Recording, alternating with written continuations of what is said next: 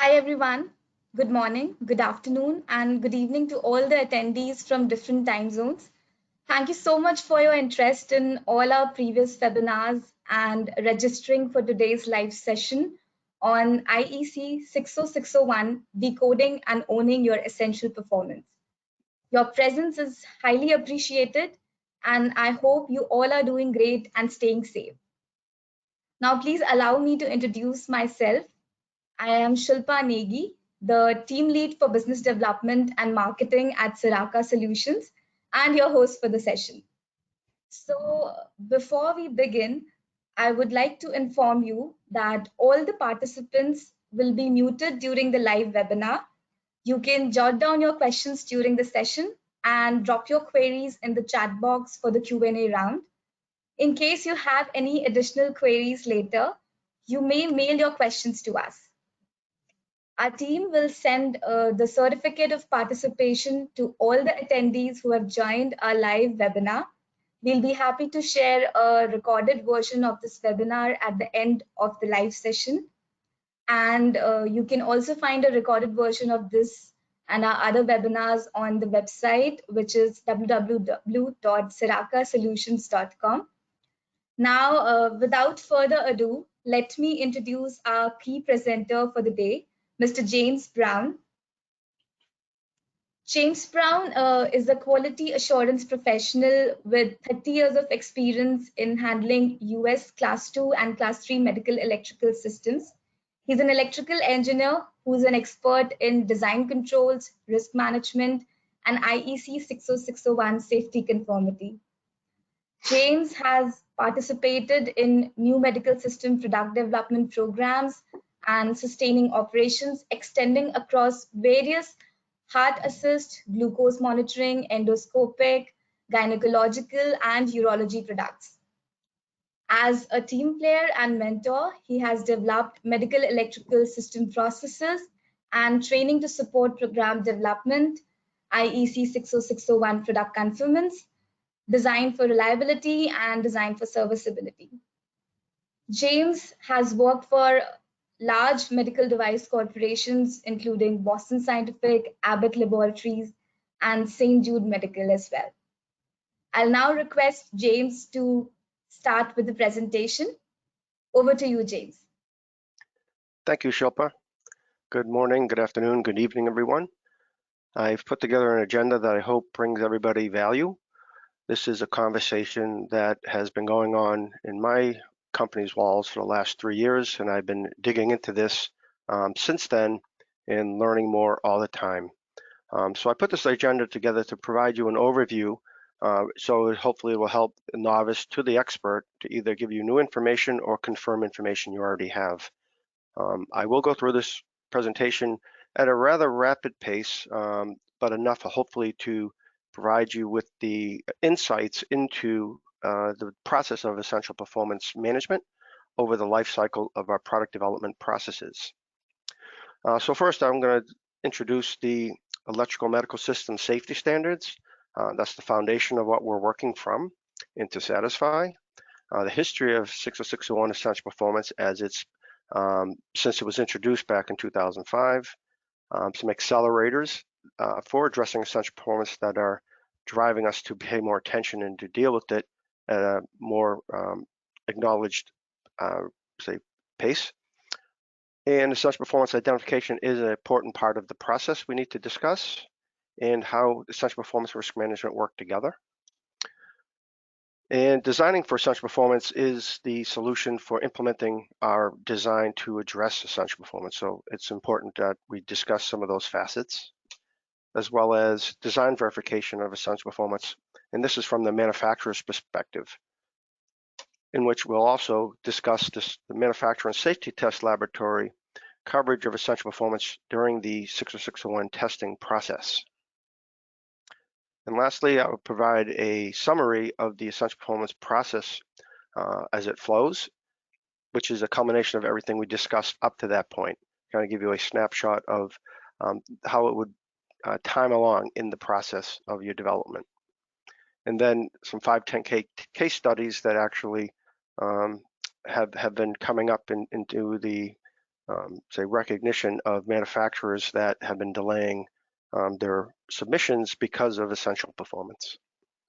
So to move forward with the material, there's a lot to cover, so I'm going to jump right in. This is the structure of the 60601 family of standards, which comprises of the general standard, which applies to every product.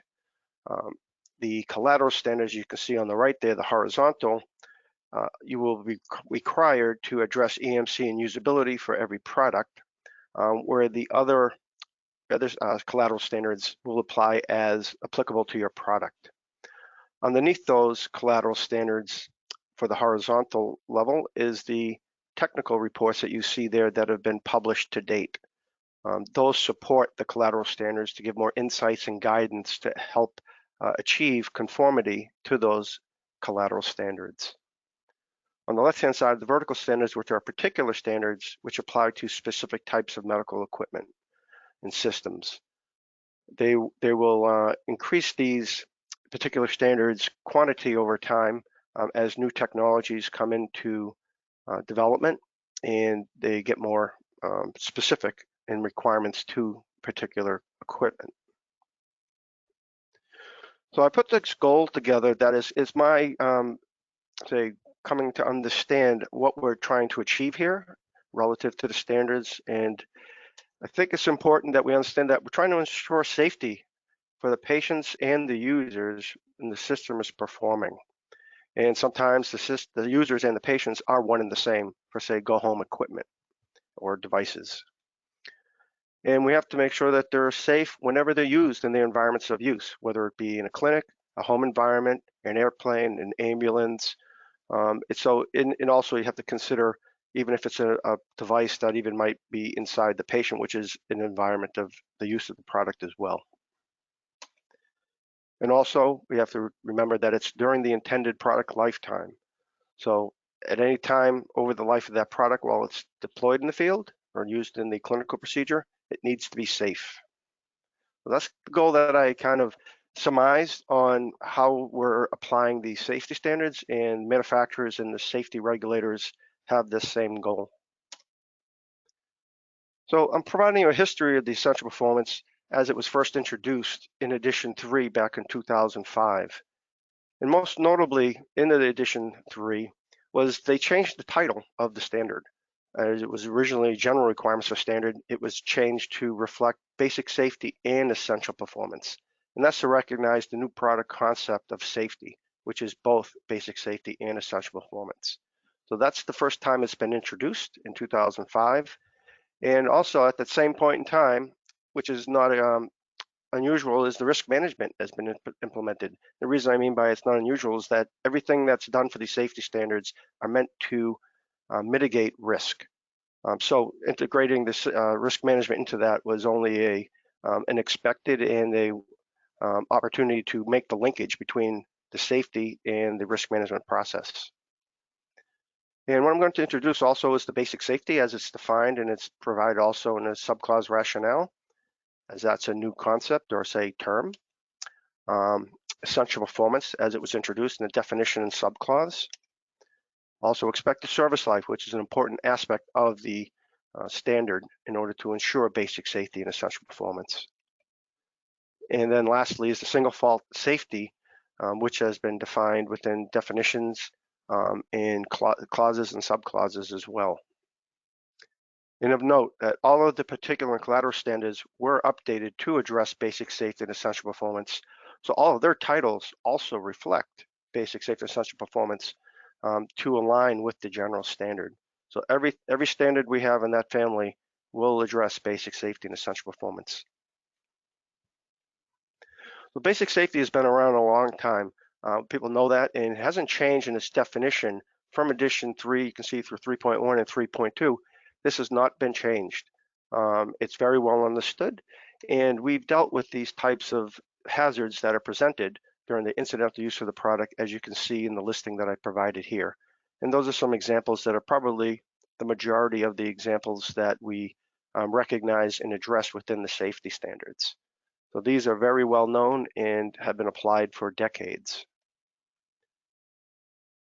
Next is essential performance, the definition of it. And what I'm providing here is showing the update that occurred in 2012 in the Amendment 1, which is now Edition 3.1, it's recognized as. And you can see the red line they crossed out and the red line they implemented. And it got into some clarity and expanded that definition to kind of give you a better understanding of what they're trying to convey here in this definition. So as part of this definitions clause and subclause updates, it was really meant to ensure that us as manufacturers, we focus on the clinical functions and excluding the related performance for basic safety. It's meant to be easier to understand and apply that particular definition and what we're trying to accomplish. It was also to reiterate the utilization of risk management in the study of the essential performance when we talk about unacceptable risk, and that will be in the subclause, which we'll see in the next page. And also it was to reiterate the study of the clinical function performance limits and the single fault condition. So the single fault is the premise of what we're trying to eventually design into our products.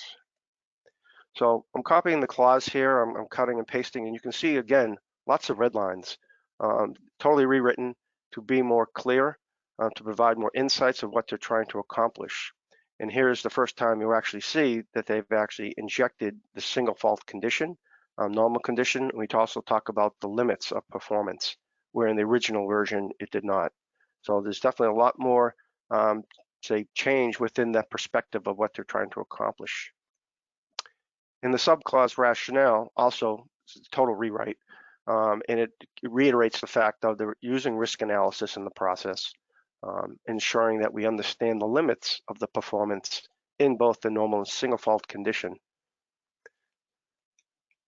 So in summary, the basic safety pertains to both the safety of the user and the patient. And again, they could be one and the same if it's a go-home piece of equipment or device. And these are historically the well-understood aspects of our designs resulting from products incidental operation: hot surfaces, sharp edges, crush hazards, tip over, things like that. And the essential performance is really pertaining to the safety of the patient. And that's because it's dealing with the performance of the clinical function of the product that's associated with the delivery of the intended use. So that's kind of the two perspectives that it really is looking at and separating the views on what the safety aspects of the product is. And together, these maintaining these aspects of safety will ensure a complete safety profile of the product. So whoever uses it, whenever they use it, in the ways that they use it, it should be safe for all of those conditions. The other thing I'm including here is the expected service life, and this was updated from 2005 to 2012 and exists in the same as you see it today on the screen. And you can see they expanded it. Originally, it was very limited in its how it was written, and I've recognized that it could easily be misunderstood what they're trying to accomplish. And it's really the time period over the life of the product that it will maintain safety, which is basic safety and essential performance that it will maintain, and that it can be maintained during that expected service life in order to be safe, continue. So it was definitely to provide the clarity on the time period safety expectation versus before they had useful life. And now it's very specific to the time period related to safety. Also, it indicated the maintenance is a possible necessity in order to maintain that safety over that time period that we specify. And also it emphasizes the effectiveness of risk control measures over the time period, which are included in the subclause, to be very sure that those risk control measures is what we're talking about to be intact in order to maintain that safety. So here's the clause, and we have to document it in the risk management file. Everyone's always done that, but it's in the way that we did that we had to recognize what they were asking for. And here's that subclause rationale that reiterates the fact that it needs to remain safe during the time period, but in reality, it's the period that all the risk control measures that maintain the safety need to be effective to keep the risk at an acceptable level. So that's an important facet that we'll continue to talk about as we describe what the process is.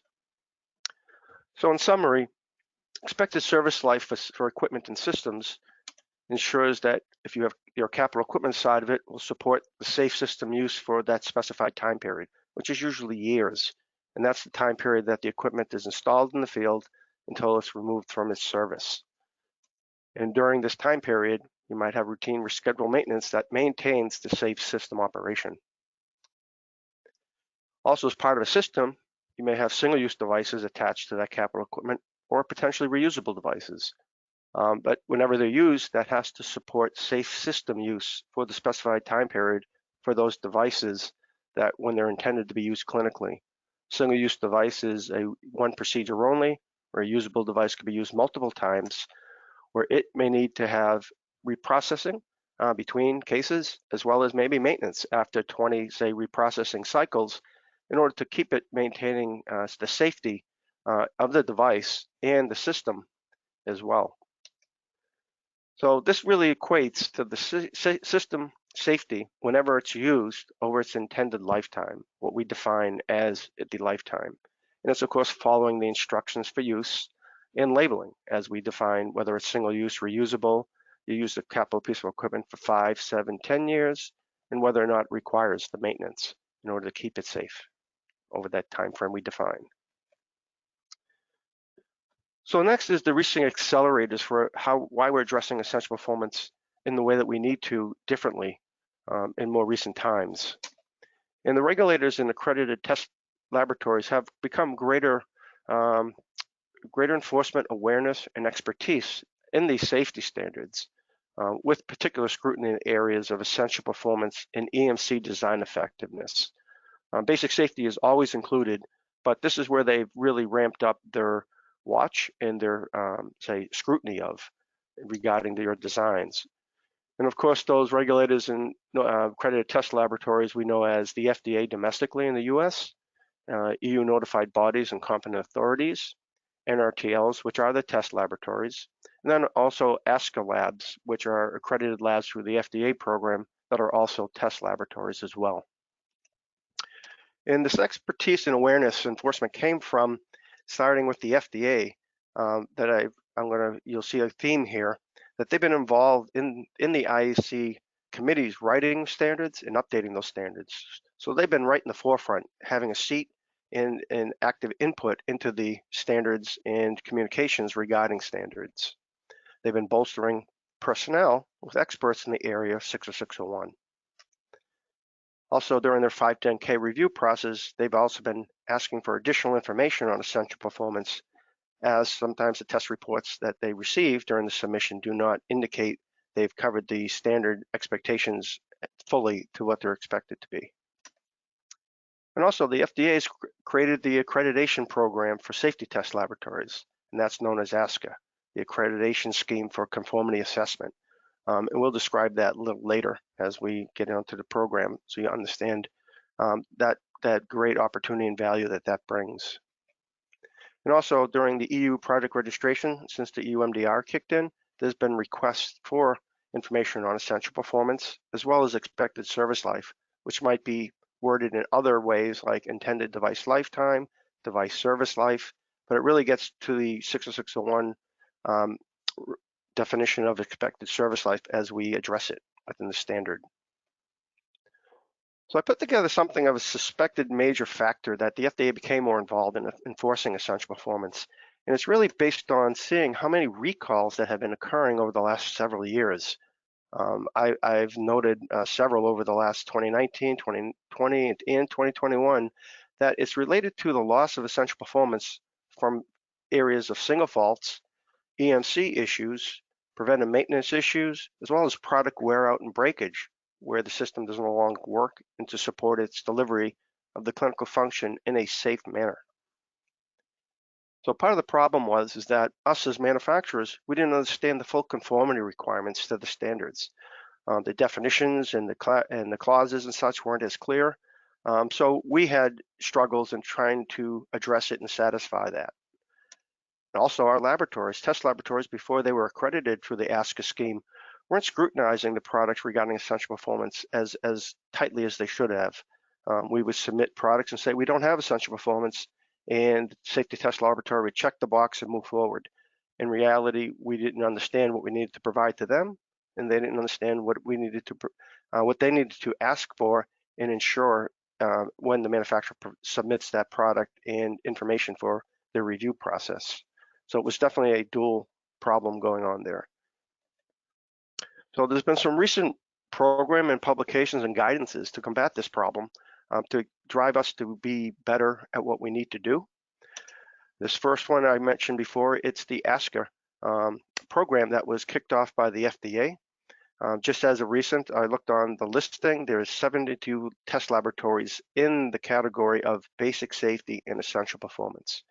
I've included the hyperlink there that you can click on and actually review what the program is about and actually who's included, so you can select the test laboratory if you need from that listing, which I highly advise. The next one is the AMI Consensus Report 500 that was published. It gives a better perspective on essential performance and basic safety, and I'm going to provide a little history on what that is in the next slide. Also, the interpretation sheet that came out just this past March. And this gets into essential performance in the single fault condition, single fault safety. Essentially, it reiterates and clarifies things to the 601 from the original 2012 update, as well as the FDA guidance document for electromagnetic compatibility, that there's a draft available today from November 2020, and 2016 version is available now. And I provided the hyperlink to be able to get to that as well. This is a great document to be able to review and leverage during your design and evaluation process to EMC. And lastly, here is the technical report, the -4-X, that's in process of being developed, expected to be published in 2022. And it's looking into the design mechanisms and guidance in order to achieve basic safety and essential performance for EMC. So that is coming out, and that is a great reference, and I do mention that later on as well. So the consensus report that was published in 2019, I copied the last two paragraphs here that kind of summarizes what the whole consensus report was all about. You'll see things reiterated in talking about expected service life, single fault conditions, and it kind of summarizes exactly the meaning of what we were trying to accomplish with the safety standard. And it was an introduction to the series of the safety standards. It was initially developed by the FDA, socialized and published through the process of AMI. It reviews the concepts and principles of basic safety and essential performance, and even provides examples to help clarify those concepts. And of note, about 2/3 of this consensus report was dedicated to essential performance, and the rest of it was basic safety. So essential performance just needs that extra care and clarification, as it's the new and different that folks need to really understand. And it reiterates the single fault criterion, and also it emphasizes the role of reliability for the expected service life, which is that time frame that the product needs to be safe for. So you will see reliability mentioned in here. So this interpretation sheet was published this past March, and the way I look at it, it actually clarifies things from the 601 standards, and it says we really mean it. Take note of this. And these interpretation sheets actually become part of the requirements of the standards and even embedded in the standards. When you look at the 60601 edition 3.1, you'll see right in the front there are interpretation sheets that are presented in their full form. So these are part of the standards, and they're going to be blended in. Say when it comes up to edition 4 of the standard, you will see this information blended into the standard itself. And it rearranges the requirements that are actually in the 601 currently, the general standard, for the better readability and interpretation, as everything can always be improved. And it's clear that the single fault conditions must be controlled sufficiently, and that you demonstrate that control through your verification of effectiveness and your documentation of that.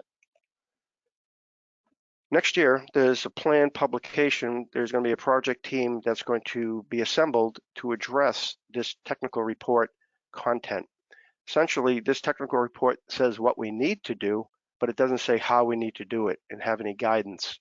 So this technical report will address that and satisfy our guidance and history and background, a little bit of how you design for essential performance safety in the single fault condition, which is probably one of the most challenging aspects of this, because I'll tell you that I haven't seen a great, say, example yet that to be able to present that here's how you would do that for a system from head to toe. So these are relatively new concepts in some respect, but we'll describe that later in this presentation to give a little bit more insight into that. The other is designing for EMC. This technical report will be published in 2022, and it's meant to be used as a supplement to the -1-2, which was recently updated to edition 4.1. It was actually written by the same authors from the IEC for the -1-2 for this technical report. And it adds the missing techniques and measures that are needed to achieve full risk control measures with respect to EMC. And it includes a checklist and detailed guidance on how to do that with techniques and measures for those risk controls. So it'll be a great reference design tool when it is published. Next is you have to assess your essential performance in order to even address it. So we have to look at the clinical functions as they relate to the risk delivered to the patient.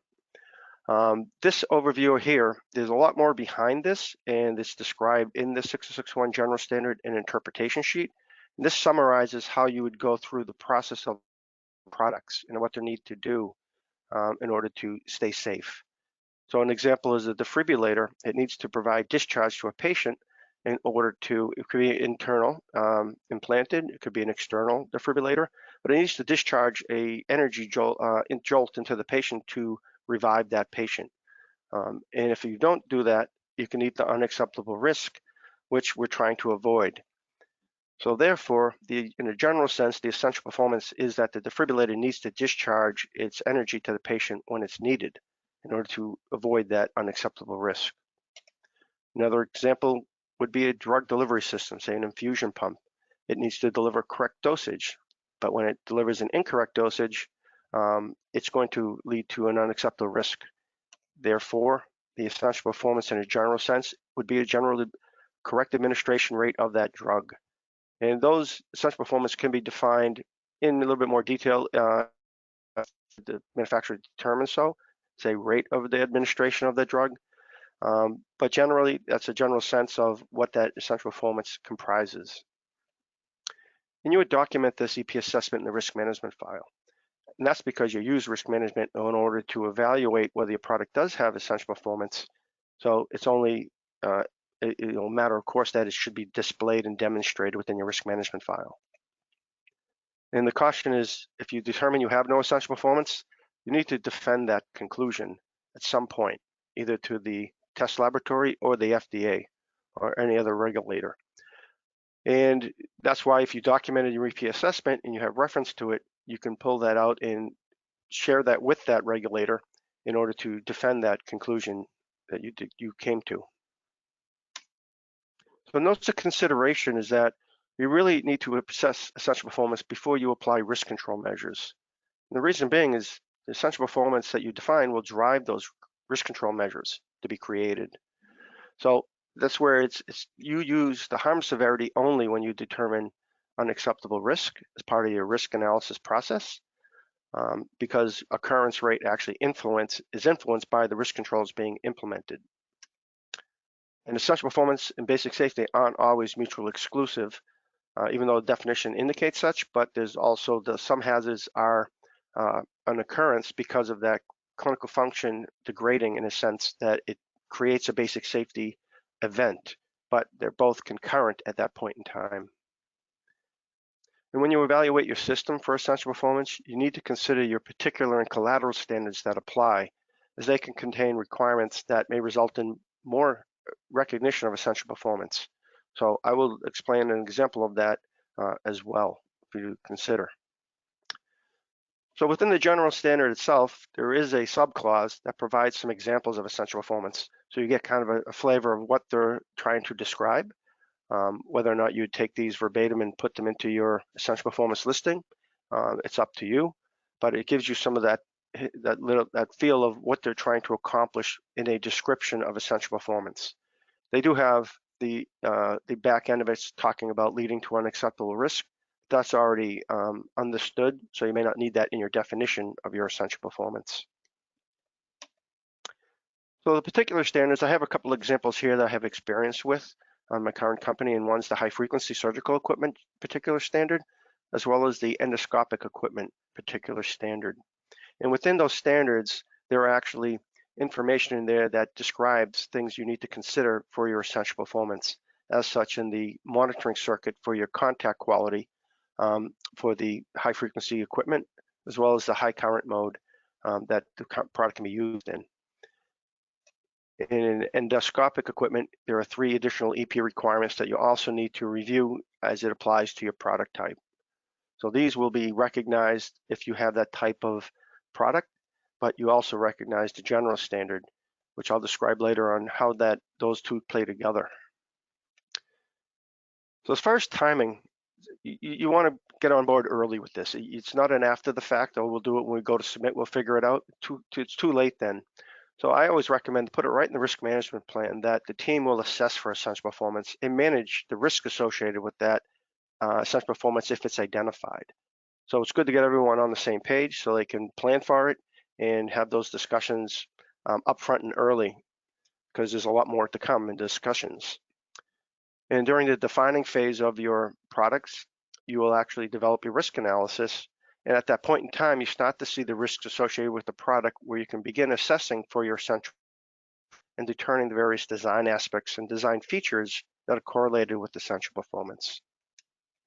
And then later on, you'll actually solidify your design aspects that were actually the risk control measures that maintain the essential performance over its product lifetime, which is the expected service life. So risk management and essential performance work together, where risk management is facilitation of the determination of your essential performance. It gives you that idea of how much harms severities of those harms can happen with regard to my product functions. And you evaluate hazards and hazard situations related to clinical performance as it would relate to essential performance. And of course, you evaluate failure modes in your design FMEAs to help you determine risk control measures for the single fault conditions that's related to the essential performance. So some notable items to document during your risk management process and in the risk management file is essential performance as it relates to electromagnetic disturbances, as well as the modes of operation of your equipment as it relates to essential performance and the electromagnetic disturbances. And this is important to note when we talk later about the EMC test process. Also, you want to document your verification of effectiveness determination and evaluation of your single fault condition risk control measures for the expected service life. And of course, this is all related to the essential performance. And then I always recommend to include a conclusion and traceability of how you manage essential performance over your product lifecycle, development lifecycle, that is, so you can have reference to it, you can follow it, and you can leverage it for submission as if you need to. And usually that would be in the risk management report. So designing for essential performance, this is one of the most important aspects of it, and that's the single fault safety, which is both the single fault condition and single fault safe definitions that you see here, which are in our current 3.1 and 3.2 editions of 601. And it's very important to note that the single means for reducing risk for the single fault condition, that if your original risk control is defective, you're back in a single fault condition. Or if you actually have a single fault condition present, that's a single fault condition where your risk control measure needs to be effective. And single fault safety applies that concept that the single fault conditions are controlled for acceptable risk over the expected service life. So again, you see expected service life is a part of single fault safety. In the clause from the 601, this is a partial. It gives a little bit of the history and background of what you need to think about and address during your development of your product to address single faults in the normal and single fault condition. And they provide some examples here of what that would kind of look like that you need to consider. And also single fault condition in the subclause rationale. And you'll see some themes here again that they talk about, not only that it's for the moment for basic safety during its expected service life. But you will see in another aspect of the standard that it actually includes essential performance is necessary for single fault safety over the expected service life. And the interpretation sheet reiterates that. So these are parts of that, say, scavenger hunt that you need to look for and recognize throughout the standard and follow to understand the full perspective of what they're trying to accomplish here. And there is another tidbit, which is the architecture. And this is how you accomplish your design to address single fault safety for the expected service life in regard to both basic safety and essential performance. And these are the types of ways that you would apply your design in order to achieve that, which you can see components of high integrity characteristics, fail-safe functions, redundancy, diversity, partitioning, defensive design, may fault tolerance, detect and correct. Things that put the system back into a safe state or continuing to operate as it needs to in order to deliver its intended function in clinical use. So the rationale gives that reason why you would document something like this, because it's often chosen as your risk control measure, how you design it. What I always recommend to design teams is part of their system architecture document that they actually include a safety architecture section that gets into the basic safety design, the essential performance design for safety, and C design for safety. So the architecture is what explains how we implement our risk control measures in order to achieve safety, and that is also over the expected service life. So the components for high integrity characteristics, this is where reliability comes into play. And these components are meant to provide the protection in the event of single fault and avoid that single fault condition by being reliable. So if you have a component that is a protective device, it needs to work, and it needs to work for the expected service life of that equipment. Therefore, you select components of this high integrity characteristics, and folks may recognize the critical components list in the 601 test report as those that have marks of conformity that are tested to certain safety standards.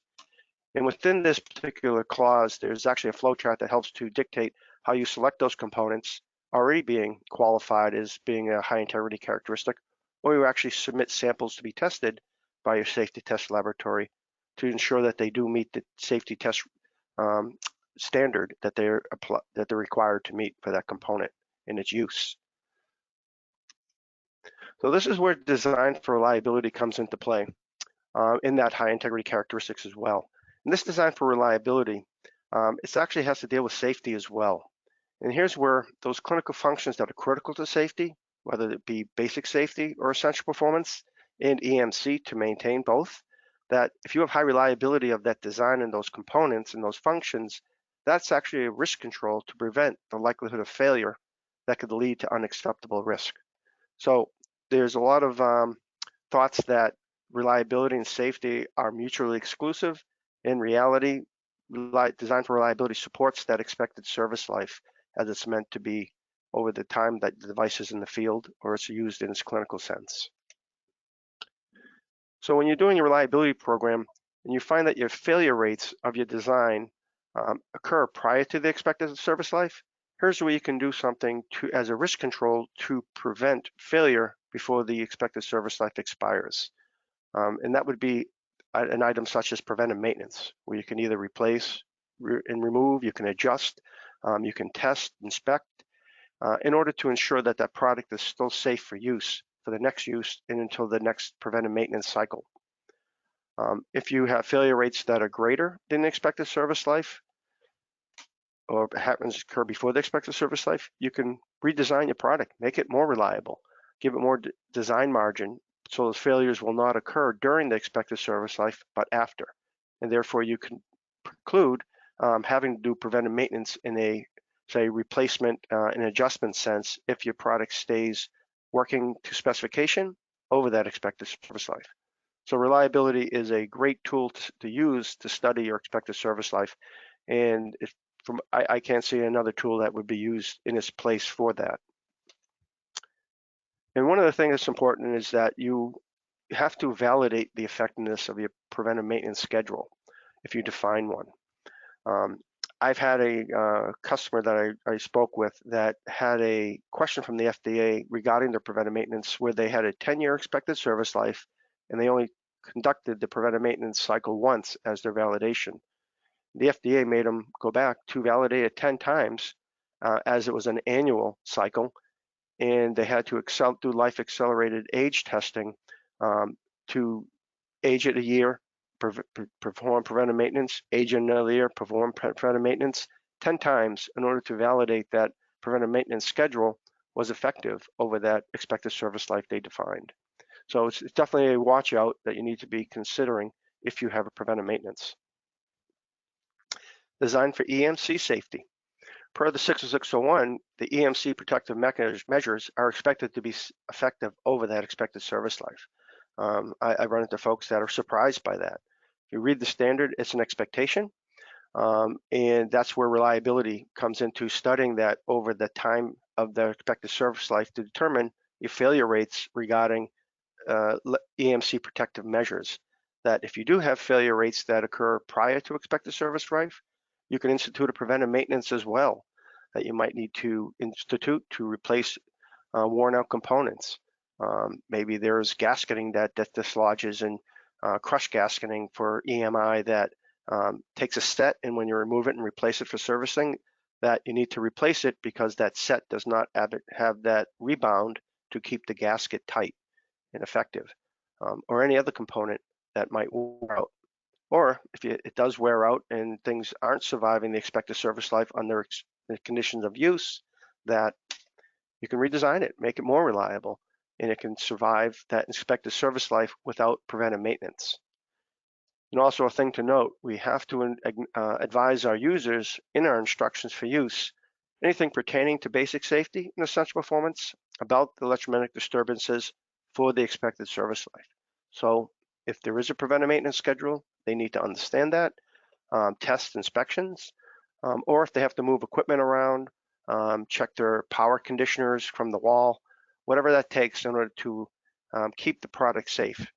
And also provide the information to users that if your product does get impacted by electromagnetic disturbances, you need to advise them what that means in regard to the performance of your essential performance, that so they can be aware of what they need to do to react in order to prevent. And also for the design aspect of EMC is this technical report that will be coming out. This will be a great reference and tool that will be expected to be leveraged during your design process in order to ensure your risk controls are effective over the expected service life. So design verification, everybody does because you have requirements, you have risk control measures, and you have to ensure that those are effective. This is our responsibility to verify this aspect of essential performance. And this is where we need to understand that our single fault condition risk control measures are effective over the expected service life. So we need to understand the reliability of those risk control measures. It applies to the risk control measures to maintain EP, as well as basic safety. EMC protective measures that maintain EP, and of course basic safety should always be there as well. Single fault conditions need to be simulated either physically or theoretically to actually prove those design risk control measures work. So if you do not challenge those risk controls and make them work, you don't know if they work. And this is where you do fault insertion to ensure that the risk control measure activates and saves the day. And your reliability engineering program will look at those risk control measures over the expected service life to make sure that they work. So it's the study of the failure rates of various components, subsystems, and functions to ensure that those maintain effectiveness. And the last thing I'd like to note is that this is our responsibility. This is in addition to our 60601 conformity evaluation that we usually leverage our safety test labs to confirm what we would know more of in our own design history file with regard to single fault conditions and fault insertions and expected service life, where 601 evaluation is a kick of the tires type test, and it's only a one shot early, and doesn't look at the entire life cycle and life of that product. But it's understood that it's supposed to be, and maybe that will be enforced. And People will be asking for more of that later in the test labs, but normally right now it's a type test only, kick the tires. So here's where I provide the perspective from a manufacturer and safety laboratory collaborative intertext. Manufacturers will provide applicable information to the safety test lab, which you can see is risk management, specs and labeling and such, as well as the protocol and the samples. And it's always recommended to engage a safety test laboratory early in order to address the informational exchange and understanding early things like EMC during your prototyping.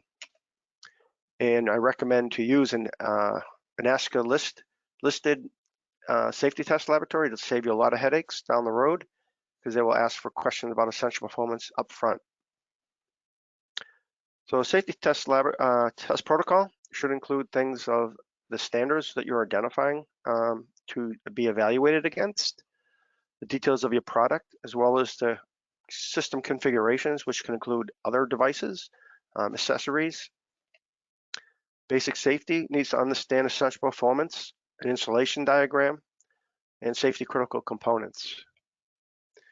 In EMC test protocol, there's an Annex G in the back of the -1-2. It has a number of items there to provide to the safety test lab. And of note is that your essential performance EMC test monitoring and pass and fail criteria per the risk analysis needs to be included. And I recommend to reference the FDA guidance document for electromagnetic compatibility during that protocol development. And put down your expectations for your reports to be provided, which usually is a CB scheme test report would be expected. So as part of the process for developing essential performance through the life of your development is defining your expected service life to start with. What kind of time frame do I need to be safe for? And then you identify your essential performance through studies of clinical functions and your hazard analysis that relates to all the hazards and hazard situations regarding those clinical functions. And that will help you identify essential performance. And then you assess your design for single fault conditions of that EP. And that's looking at the actual design and which ways can this thing fail that would lose or degrade my essential performance. And then, of course, after you identify those risk control measures through those studying your single fault conditions, you'll solidify your design. And that's where your architecture is important, understanding the reliability of that architecture, and also your single fault safety. This is all covering the expected service life of your product. And lastly, we have to identify how we're going to execute verification of effectiveness of the EP risk controls. And that's where the manufacturer in the 60601 testing will ensure that the risk control measures are effective and have been verified as such. In the top row, this will all be visible within the risk management file. You should have that visible somehow, and the things that you do to support that will be in the design history file as well. But the risk management file should include that top line of information. So here are some case studies that if you hadn't addressed essential performance appropriately, even with your 601 test report, that you can be delayed in your submission of your product for years. This company here delayed had the FDA delay their product greater than 2 years. They didn't identify essential performance originally, and since they didn't identify it, they didn't address it. And they were still working on that 2.5 years after their original submission, so they lost market opportunity. A laser surgical system, it was also delayed 2 years, and they again did not identify essential performance or even address it because they never identified it. And it took them 2 years to get through the clearance process of the 510K. And a patient monitoring system was delayed, and this company only addressed their essential performance to the particular standard and not the general. The FDA had them go back to remediate to start looking at what that meant in a general standard sense, not just the particular. So this, and it asks about what about the use of 601 for MDR. It says UE, which I expect is usability engineering, 2017 in the FDA. I do see correlation between usability engineering and 60601 in the area of essential performance where there essential performance that require the interaction of a user. So the user needs to do something in order to avoid unacceptable risk for the delivery of a clinical function to be safe. And I have had the experience that we had to do some usability engineering testing on a user interface that was designed in order to prevent unacceptable risk for the essential performance. So there is definitely correlation when it applies that the user is involved to address essential performance to prevent unacceptable situation. And that would usually be done through a summative type of evaluation in usability engineering. I do have one question, another one I see. It says, for cases where the fault condition cannot be replicated, how can we assure that the risk control measures would suffice?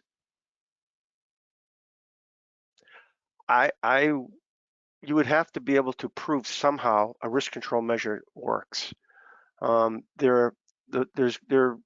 Risk control measures are meant to address a fault condition. That's what they're there for. And there should be some mechanism to be able to institute the fault condition in order to challenge that risk control. Otherwise, you are not understanding if that risk control measure will actually work. So if you'd have to reach out to actually study that with the engineers to see how you can introduce a fault condition. I would definitely look into that further to try to replicate that condition. So I do see a question here. It's, what if you identify EP, but the risk analysis showed acceptable risk? Is the original EP still EP? No, it wouldn't be. That EP comes from the identification of unacceptable risk. So you need to really look at, am I unacceptable? What is my risk profile, my risk acceptability for that product? A lot of times we'll have risk acceptability matrices that have the occurrence and severity in boxes. And you need to look at anything that has a harm within an unacceptable box would be comprising unacceptable risk were to occur. And that's where you would define your EP. So original EP, if you defined it and then it was acceptable risk, it really is no longer EP. It should not be. Is it mandatory to claim IP rating for all devices? Yes, it is. And it would be for both the handheld device, if it's a applied device that's to the patient, or if it's the capital equipment. And that's required to be evaluated against the ingress testing and to ensure that it maintains basic safety and essential performance. All right, some more questions are coming up. The question is, how does IEC 60601 correlate to the general standards GSPR as per MDR? They're two separate things. So essential requirements are different from essential performance. And we have a question, are the design files required to be submitted as part of the submission to the IEC 60601? And I have to understand the perspective of when you say submission, are you submitting information to the test house or to the FDA? If you're submitting it to the test house, usually you will provide probably some more design files that are associated with the evaluation to 601 than you'd provide to the FDA. There will be a standard set you'd provide to the FDA, but the FDA can ask for more information, as well as the test house, to say, how did you define your essential performance and how did you evaluate that essential performance to be effectively safe over the essential expected service life.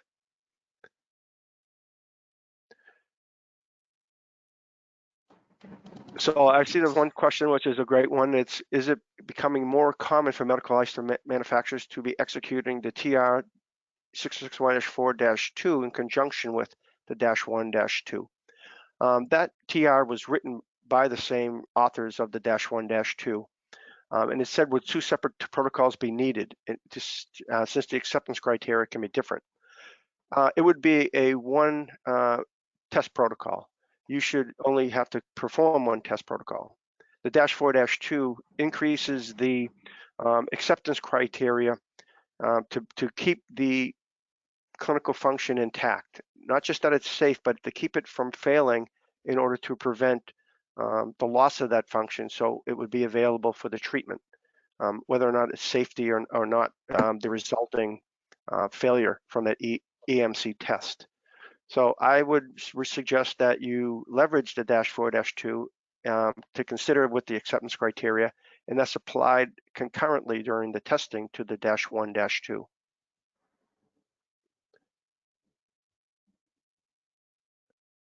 I'm going through the test questions. What if we're repeatedly failing to meet expected service life requirement? I'm not sure what you might be experiencing, but your expected service life is meant to be satisfied. That is the premise for safety of your device, that you defined its lifetime, that it needs to be safe. If you do fail your expected service life, say in your reliability testing, you need to go back and redesign or understand your failure rates in order to, or in the failure components, in order to implement a corrective process, which would be like preventive maintenance, in order to fix the problem before it fails, essentially. So you can institute a PM cycle. Maybe it's going to be every 6 months, maybe a year, depending on your failure rates. And you have to validate that PM if you do have a PM that you've defined for your product.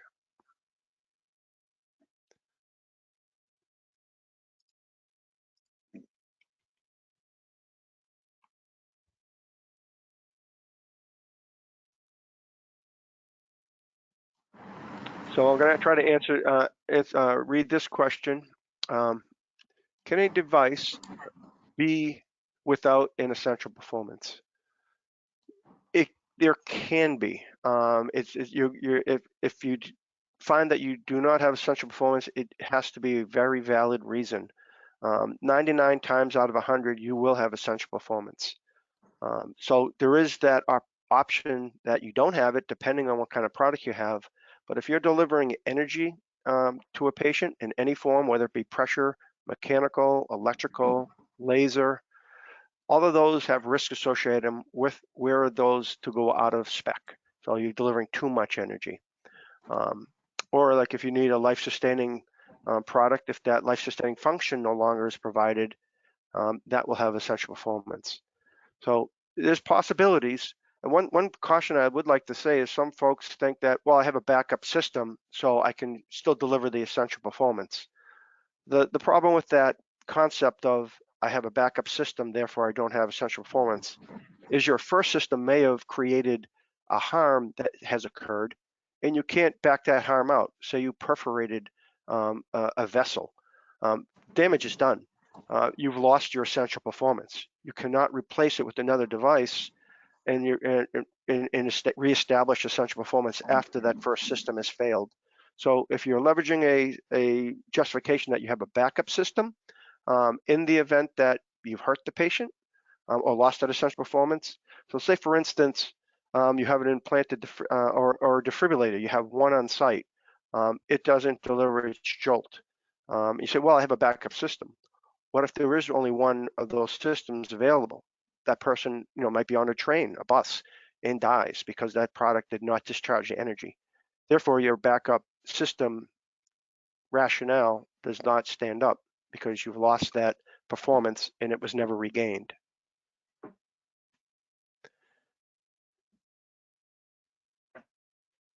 Okay, the expected service life.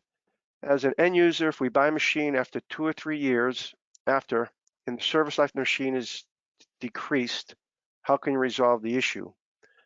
So the way I'm reading this is that if you have an expected service life of 5 years and you buy a machine that's 2 or 3 years old, say a used piece of equipment, you have to understand whether that piece of equipment has been reconditioned. It's also called remanufactured or refurbished. And that can extend the service life back to the original.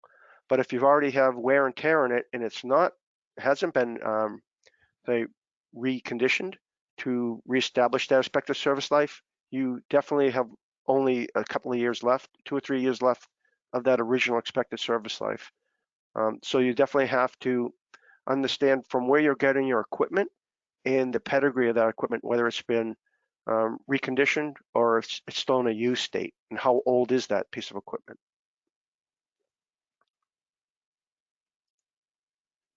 I'm going to go through the questions here. I'm sorry.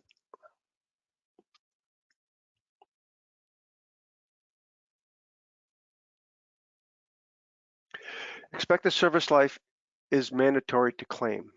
And I believe that's asking, is it mandatory to claim expected service life? Absolutely. It depends where you're talking about claiming.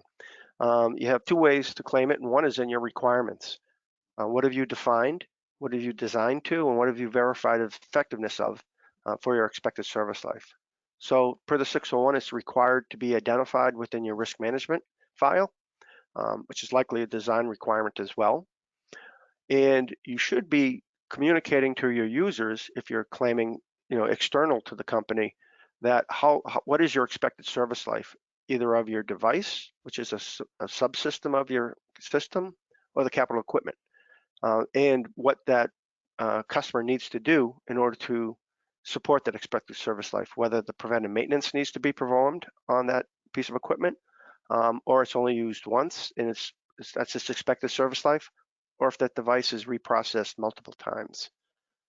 So it's definitely mandatory to identify it and validate it, and you should be informing your users of what that expected service life is. And however you define it, calling it intended life, useful life, it's meant to reflect the expected service life intent of the standard, that it will be safe over that time. Can software also have EP characteristics? Absolutely. It is a subsystem of your system. It's not a component, but it's a set of requirements. They have functions that control or have impact to safety, and can impact the essential performance. The difference about software is that you can look at it at a system level, and what I mean by that is because it's a subsystem, your essential performance is at a system level. How does my system accomplish essential performance, and how it's developed and built? Software is a piece of that equipment. You have mechanisms to control it at the system level. If the software hangs up, you'll have FPGAs, watchdogs to help overlook the system in the case of a software hang-up. So you look at it as a subsystem, understanding it at the system level, what you need to do to risk control that. The 62304 does compare to the 60601-1, and it indicates that you do not need to differentiate software requirements within that software subsystem to having EP designations. And that essentially separates it and makes it more of a subsystem or a component that you manage it at a system level, where you're not to manage it at a software requirement level. You can, if you want, go down that path, but it's going to take a little bit of time and to actually do your traceability. But if you do your development to the 62304, you're developing it to the classification of that, and the robustness of that development process will correlate with the risk level based on the classification. So you should be fine by not defining EP characteristics for your software at a software requirement level, but manage it at the system level. And also, if your software is managing a particular safety aspect that were to fail, you should have a hardware backup if it's that critical of a function. So say a pacemaker, it loses its pacing, it usually default to a rate that supports life, usually a basal rate is what it's called, that will continue to provide life support. Same thing with a heart pump in the event of a software glitch. So usually have hardware designs to back up your software as well.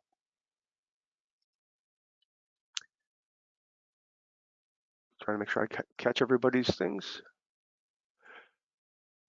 How do you argue that some certified components meet high integrity component definitions? Not all will.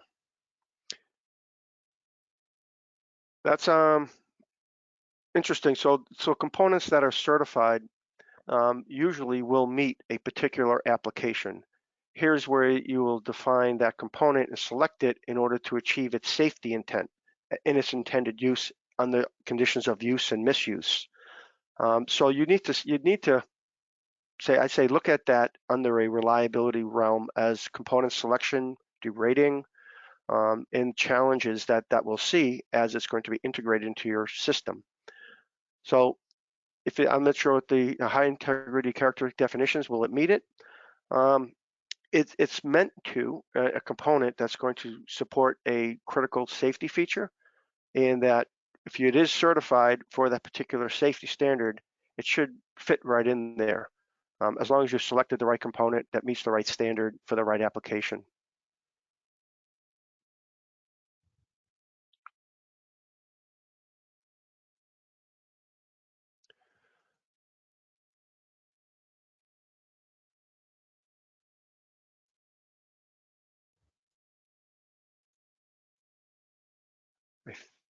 There might be some more coming here. When reconditioning a device, is it really necessary for the manufacturer to achieve the same level of essential performance to that of a new device?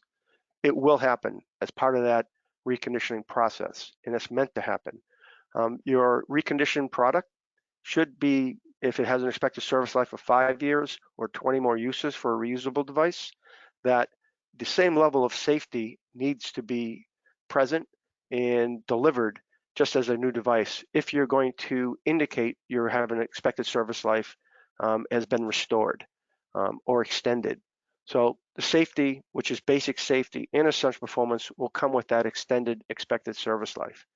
So it is the same level of safety that you will achieve as a new device.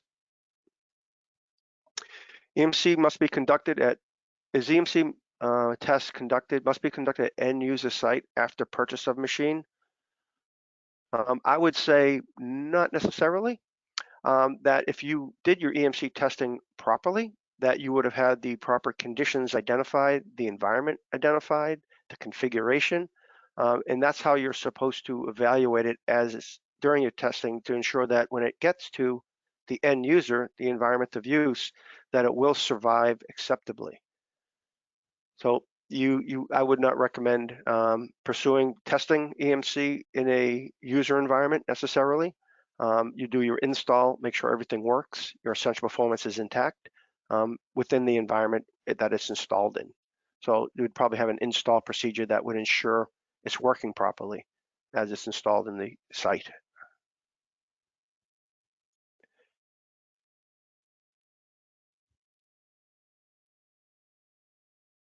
Trying to go through, make sure I got everybody's question.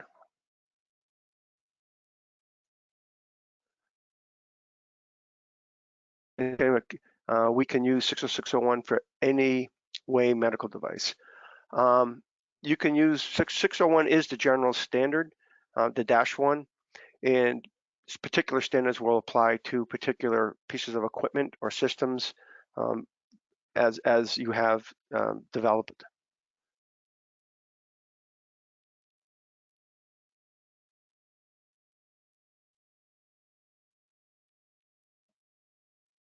And it has one question about what would be the latest harmonized standard version for EMC.